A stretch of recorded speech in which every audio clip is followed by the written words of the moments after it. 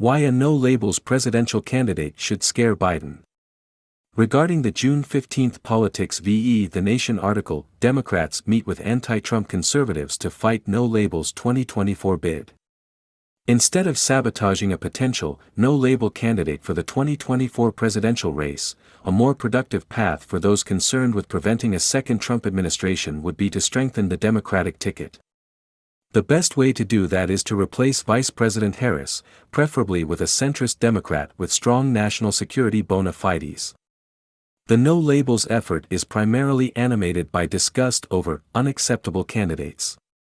As the election will be determined by independent voters, why not give those voters a positive reason to vote for President Biden by removing Ms. Harris, whose favorability numbers are abysmal?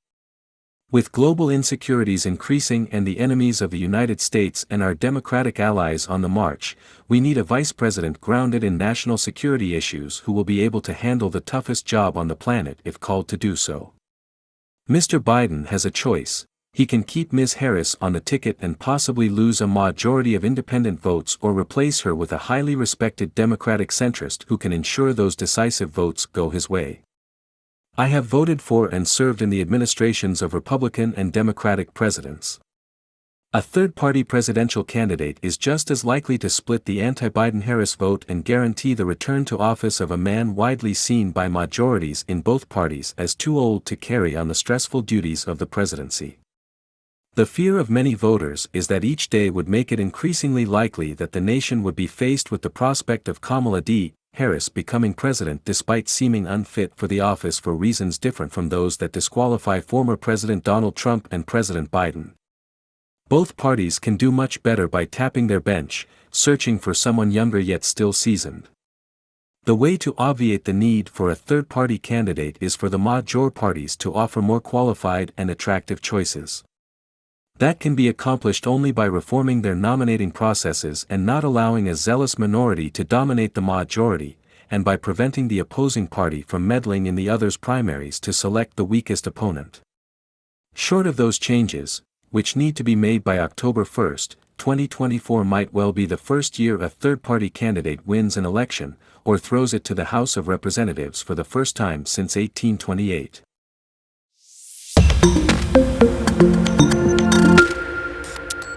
Why a no-labels presidential candidate should scare Biden.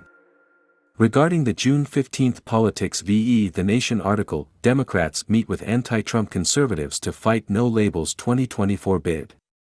Instead of sabotaging a potential no-label candidate for the 2024 presidential race, a more productive path for those concerned with preventing a second Trump administration would be to strengthen the Democratic ticket.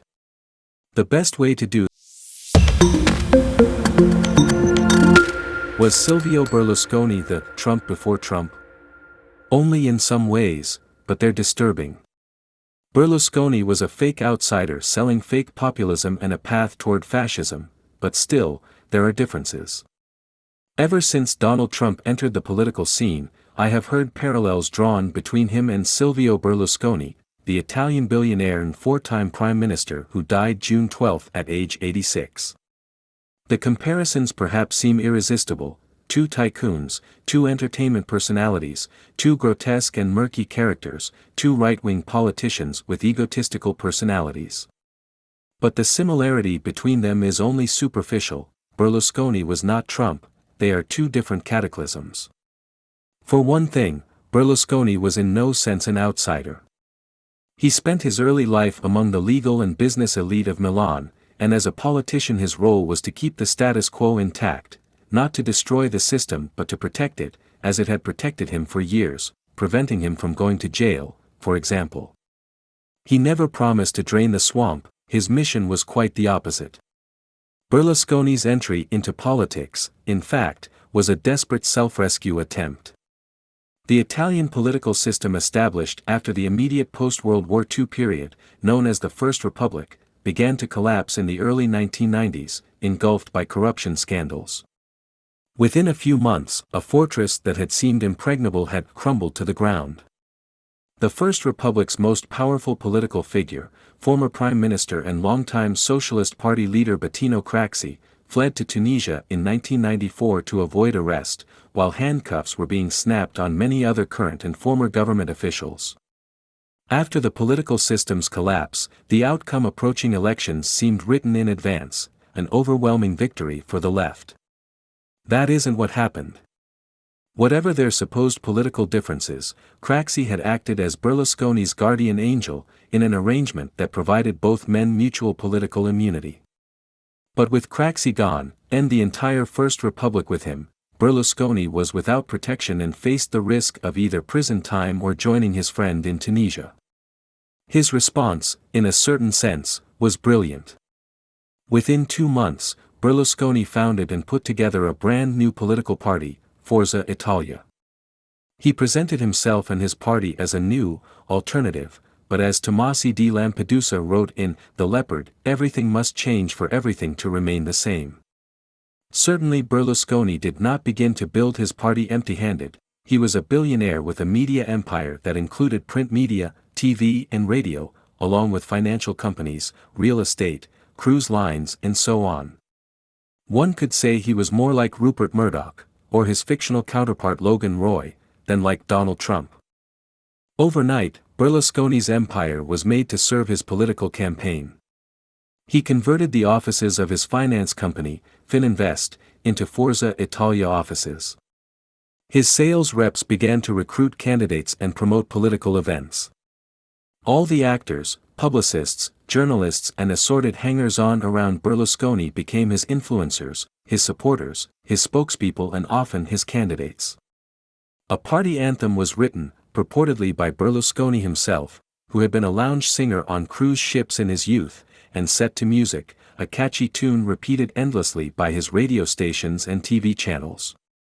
Cities, towns and even the smallest villages were filled with posters, flyers and billboards of him, smiling, handsome and reassuring. For his party's signature color Berlusconi chose the same shade of blue used by Bill Gates for Microsoft Windows, creating a mechanism of immediate recognition and unconscious trust.